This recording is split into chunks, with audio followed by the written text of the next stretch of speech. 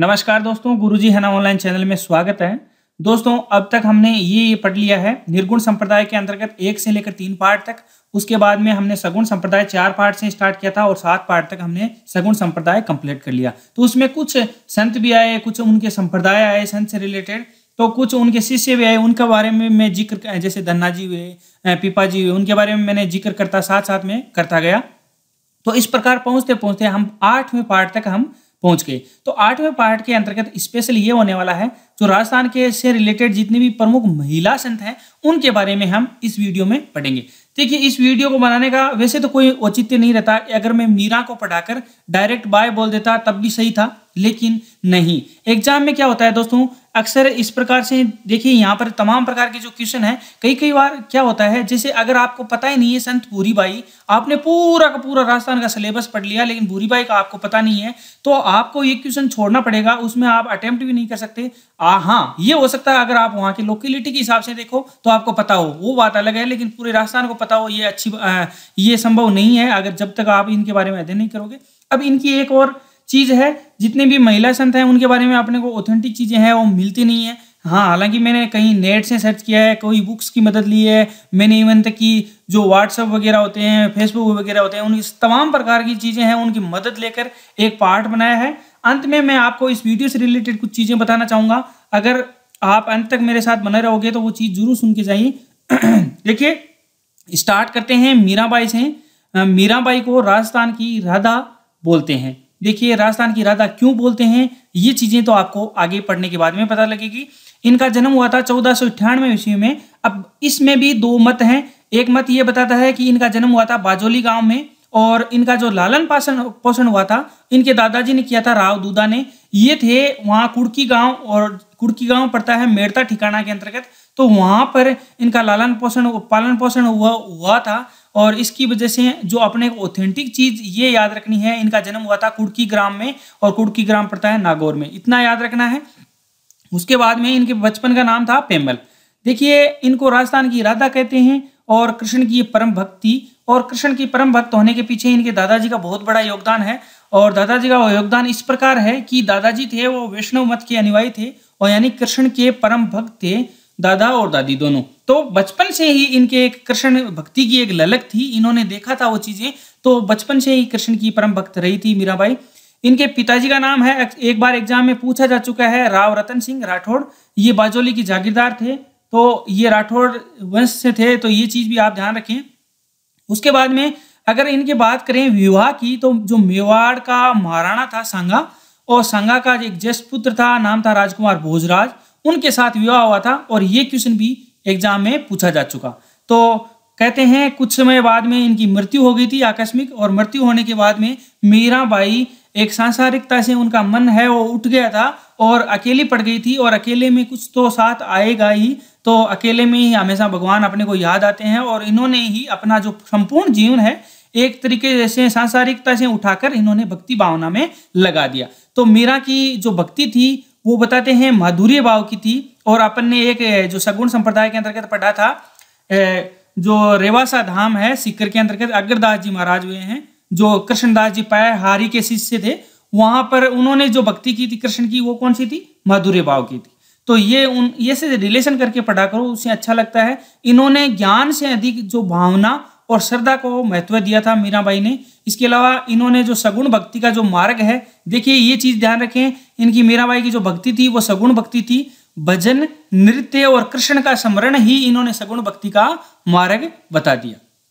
उसके बाद में बताते हैं, जो मीराबाई है वो कृष्ण को खोजते हुए द्वारका चली गई, और माना यह जाता है कि उदंती मान लीजिए, या फिर बुक्स की स्टडी मान लीजिए, या फिर पुराने जो लेखकों द्वारा लिखी गई बात मान लीजिए, उन्होंने गुजरात के डाकोर नामक स्थान पर रणछोड़ जो मंदिर है वहां पर कहते हैं कृष्ण भक्ति करती हुई उसमें मूर्ति में ही लीन हो गई थी, ये मीराबाई के बारे में कहा जाता है। तो ये तमाम प्रकार की चीजें आपके सामने होगी। उसके बाद में मीराबाई के जो पद हैं उनको हरजस कहते हैं। उसके अलावा मीराबाई के जो पदावली है वो प्रमुख प्रसिद्ध है। उसके अलावा मीराबाई ने जो नरसी जी मायरो जो रत्ना खाती के निर्देशन ने लिखा था, तो ये भी उनके कार्यकाल में हुआ था। ये चीजें ध्यान रखें।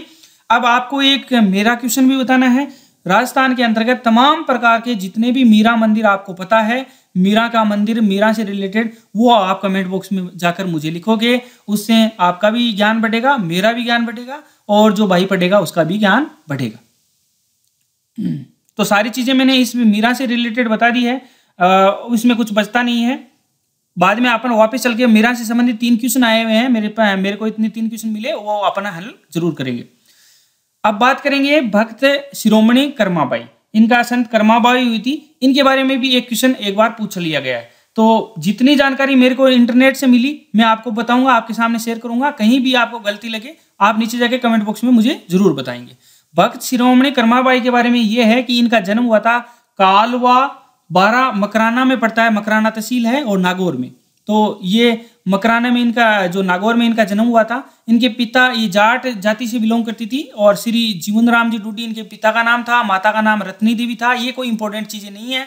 विवाह इनका हुआ था गड्डी सामोर अलवर में पड़ता है दोस्तों, लिखमा राम जी के साथ इनका विवाह हुआ था, लेकिन कुछ समय बाद ही पति की मृत्यु हो गई थी। तो ये भी कृष्ण भक्ति की उपासक थी, यानी कृष्ण भक्ति में लीन रहती थी, कृष्ण की इन्होंने भक्ति की थी। और जो इनका मंदिर है वो कालवा नागौर में इनका भक्त शिरोमणि कर्माबाई का मंदिर है। ये तो हो गई जनरल डिटेल। अब देखिए कर्माबाई से रिलेटेड एक प्रचलित कहानी है, वो मैं आपके साथ जरूर शेयर करूंगा। कर्माबाई के पिताजी थे जो जीवन राम जी और माता जी, ये हमेशा से परम भक्त थे भगवान के। तो कहते हैं हमेशा सुबह पहले नहा धोकर फिर उसके बाद में पूजा करते थे और भगवान को भोग लगाते थे खिचड़े का। और खिचड़ा अपने गांव का एक प्रसिद्ध भोजन ही कह लीजिए, तो उसका भोजन भोग लगाते थे। उसके बाद में कहते हैं कि जो इनके जो माता पिता थे कर्माबाई के, एक बार तीर्थ यात्रा पर निकल गए थे और उसकी वजह से अपनी बेटी को कह कर गए थे कि भगवान को आप भोग लगाओगे खिचड़ी का। तो कर्माबाई हमेशा की तरह नहाती धोती और उसके बाद में भगवान को लिए खिचड़ा बनाती और भगवान के भोग के लिए ले जाती। लेकिन भगवान है वो तो मूर्ति थी और उन्होंने भगवान ने जो प्रसाद है जो खिचड़े का भोग लगाती भगवान नहीं लेते। तो ऐसा 3-4 दिन तक चलता गया, भगवान ने भोग नहीं लिया। एक दिन कर्माबाई कहते हैं कि अपने हट पर आ गई कि मैं भगवान को भोग करवा कर रहूंगी। तो भगवान उसकी भक्ति से इतने प्रसन्न हुए कि स्वयं प्रकट कर वो खिचड़ी का जो भोग है उन्होंने स्वीकार किया और पूरा खिचड़ा उन्होंने साफ कर दिया। तो ये किंवदंती नहीं है दोस्तों, ये जो प्रचलित कथाएं हैं और जो वहाँ की जन श्रुति है उसके अनुसार ये सारी चीजें हैं जो अच्छी है। उसके बाद में देखिए उनकी मीरा जो कर्माबाई है उनकी प्रसिद्धि है वो चारों तरफ फैल गई। एक उनके अपने प्रचलित भजन है जो मैं बचपन में अक्सर दोहराया करता था, आपके सामने 2 पंक्तियां शेयर करूंगा कि थाली भरकर लाई खींचड़ो ऊपर घी की बाट की, जीमो मारा श्यामदणी जीमावे बेटी जाट की, बाबो मारो गांव गयो है कुण जाने कद आवेलो, बाबा के भरोसे सांवरा भूखो ही रह जावेलो, आज जिमाऊं तने खींचड़ो काल रावड़ी छाछ की, थाली भरकर लाई खींचड़ो ऊपर घी की बाट की। ये इस प्रकार से एक गाना है, आप सभी जानते हो क्योंकि सभी आपका जो बैकग्राउंड है राजस्थान से ही है और राजस्थान की अपनी तैयारी कर रहे हैं। तो ये कर्माबाई के बारे में जानकारी होगी। उसके बाद में गौरीबाई है। गौरीबाई से रिलेटेड देखिए, गौरीबाई एक गौरी देवी है जो मांड गायकी से रिलेटेड है, तो इसमें कंफ्यूज मत होना, गौरीबाई अलग है, गौरी देवी अलग है। तो गौरीबाई है ये वागड़ की मीरा कहलाती है, क्योंकि जो राजस्थान का दक्षिणी भूभाग है, जो नीचे का प्रदेश है वागड़ अंचल, वहां पर ये कृष्ण भक्ति की इन्होंने अलग जगाई थी। और संत महिला जो गौरीबाई का जो अगर जन्म की बात करें तो डूंगरपुर। इसमें अपने को 2 चीजें याद रखनी है, वागड़ की मीरा और डूंगरपुर इनका जन्म हुआ था और भगवान कृष्ण की उपासक थी। अब बात करते हैं, एक क्वेश्चन बनाया है देखिए दोस्तों, इसमें भी अगर जो गलती जहां पर आपको नजर आए, क्योंकि ये सारी चीजें मैं इंटरनेट के प्रयोग से मैंने जो कुरेदी है, मेरे को कहीं ऑथेंटिक चीजें जो बुक्स वगैरह में नहीं मिली ऐसी चीजें, तो सही कथन का आपको चयन करना है। जो दयाबाई है और जो सहजोबाई है, एक दिन मैंने चरणदास जी संप्रदाय पढ़ाया था, वहां पर मैंने आपको इसका जिक्र किया था कि दयाबाई सहजोबाई जो चरणदास जी की परम शिष्या हुई हैं उनके बारे में मैंने जिक्र किया था वहां पर। तो दयाबाई सहजोबाई दोनों संत हैं, वो चरणदास जी की शिष्या थी, इसका जिक्र मैं कर चुका हूँ। दयाबाई ने दयाबोध नामक ग्रंथ की रचना की थी, ये कथन है। तीसरा कथन है इन दोनों का संबंध है वो अलवर से है, ये दोनों कृष्ण की उपासक थी। तो ये चारों कथन है दोस्तों, ये सही होते हैं, यानी ये सभी कथन सही हैं इनके रिलेटेड। तो दयाबाई के बारे में अगर और चीज हम जाने तो दयाबाई थी वो चरणदास जी का जो चाचा था केशव, उनकी पुत्री थी और कृष्ण भक्ति में लीन इस प्रकार होती गई, इन्होंने शादी भी नहीं की, ये आजीवन ब्रह्मचारी रही थी और इनकी जो मृत्यु है वो बिठूर में हुई थी। उसके अलावा हम बात करें सहजोबाई की, तो सहजोबाई भी जो इन्होंने सहज प्रकाश की इनके एक कविताओं का संग्रह था, और ये भी भगवान कृष्ण की उपासक थी। तो ये क्वेश्चन था एक, निम्न में से किस महिला संत का कर्म क्षेत्र जयपुर रहा है? ज्ञानमती बाई, ताज बेगम, सैजोबाई या फिर कोई नहीं। तो ज्ञानमती बाई है, उनका जो कार्य क्षेत्र कर्म क्षेत्र है वो जयपुर रहा है। गजगौर बोलते हैं जिसको, गणगौरी क्षेत्र है या गजगौर क्षेत्र है, कहीं कहीं अलग अलग मिलता है, तो अपने को जयपुर याद रखना है। ज्ञानमती बाई का क्षेत्र है वो जो महिला का वो जयपुर रहा है। अब बात करते हैं करमेती बाई, एक थी कर्माबाई, अब एक करमेती बाई। तो करमेती बाई कैसे रिलेटेड आपको ये चीजें याद रखनी है। इनका जो संबंध था वो खंडेला सीकर से है, और ये कृष्ण की भक्त थी। खंडेला के जो राजपुरोहित थे परशुराम जी कांतड़िया, उनकी बेटी थी, और बाद में ये कृष्ण भक्ति में इतनी लीन हो गई कि बाद में वृंदावन ये चली गई थी। तो अपने को इनके इन प्रकार के क्वेश्चनों में आप जब स्टैंडर्ड देखोगे तो उनसे रिलेटेड आपको जिला ही पूछा जाएगा। आपको इससे रिलेटेड कुछ अगर स्पेशल बात होगी तभी पूछा जाएगा, वरना आपको जिला जरूर पूछा जाएगा, आपको जिला ही याद रखना है। अगर बात करें ताज बेगम की, तो ताज बेगम का जो कर्म क्षेत्र था वो फतेहपुर सीकर के अंतर्गत है, और यहाँ के जो नवाब थे फदन खां, उनकी ये पुत्री थी, और ये भी कृष्ण की उपासक थी। तो लगभग जो मोस्ट ऑफ महिला संत हुई हैं वो कृष्ण की उपासक हैं, तो इनमें आपको बार बार याद करने की जरूरत नहीं है। अब अगला क्वेश्चन देख लेते हैं। मेघवंशीय कुल से संबंधित रामदेव जी की परम भक्त जिसका मंदिर रुणिचा, जो रामदेवरा जैसलमेर में है, वहां पर है। तो जो मेघवंशीय कुल से रिलेटेड ये रामदेव जी की परम भक्त थी, उनका मंदिर ये डालीबाई थी, तो इनका मंदिर है वो रुणिचा में है, वहीं है। संत चरणदास जी के शिष्य, संत चरणदास जी की भी एक शिष्य हुए थे, उनका नाम था अखेराम जी, और अखेराम जी की एक शिष्या थी जिन्होंने साधु महिमा ग्रंथ की रचना की थी। इनका नाम आपको बताना है। तो साधु महिमा ग्रंथ की रचना की थी, ये अखेराम जी की शिष्या थी, ये थी जनकुशला बाई। इसके बारे में अगर आपको इनसे रिलेटेड अगर स्थान का नाम पता हो तो आप कमेंट बॉक्स में मुझे जरूर बताएं, सबके साथ शेयर करें तो अच्छा रहेगा। मेरे को मैंने सर्च किया, नहीं मिला मेरे को। अब इतना पढ़ा है, उससे रिलेटेड हम जितने भी क्वेश्चन पीछे छोड़ गए हैं वो करते हैं। पहले देखिए पहला क्वेश्चन लेते हैं यहाँ पर। भक्त रस कवयित्री मीराबाई थी एक राजपूत कुलीन नारी जिसने कभी विवाह नहीं किया। बिल्कुल राजपूत कुलीन नारी तो थी, लेकिन इन्होंने विवाह किया था भोजराज के साथ। गुजराती शाही परिवार से संबंधित जिसका विवाह राजपूत से हुआ, नहीं बिल्कुल। मध्य प्रदेश के एक पुजारी की पुत्री, नहीं। एक राजपूत शासक की पत्नी, ये सही है इसमें। भक्त कवयित्री जो कर्माबाई का भी हम पढ़ के आए हैं, किस क्षेत्र की निवासी थी? तो जयपुर, भरतपुर, चित्तौड़, नागौर। तो नागौर यहाँ पर ऑप्शन सही होगा। और उसके अलावा इनका जो शादी हुई थी वो अलवर में बताई जाती है। उसके अलावा आपको कहीं में गलती लगे तो आप नीचे जाके मुझे बता सकते हो। मीराबाई के जो पिता है वो कौन थे? भीम सिंह, करण सिंह, रतन सिंह। राव रतन सिंह राठौड़ थे, तो ये ऑप्शन सही है इसमें। उसके अलावा भक्त कवयित्री जो मीरा के पति का नाम था राजकुमार भोजराज। डायरेक्ट अपन करते हैं, अपने को ज्यादा वक्त लगाने की जरूरत नहीं है। संत भूरीबाई अलख, ये नहीं पढ़ा आपने, ये आगे आएगा, लेकिन इसके बारे में मैं बता देता हूँ। मारवाड़, मेवाड़, वागड़ और गोडवाड़। तो उदयपुर पड़ता है मेवाड़ क्षेत्र में, तो मेवाड़ यहाँ पर ऑप्शन सही होगा। तो आगे देख लेना, ये क्वेश्चन आएगा तो। हाँ, संत भूरीबाई अलख, ये सरदारगढ़ उदयपुर से इनका कर्म क्षेत्र रहा है। तो इनके बारे में थोड़ा सी चीजें अपन जान लेते हैं।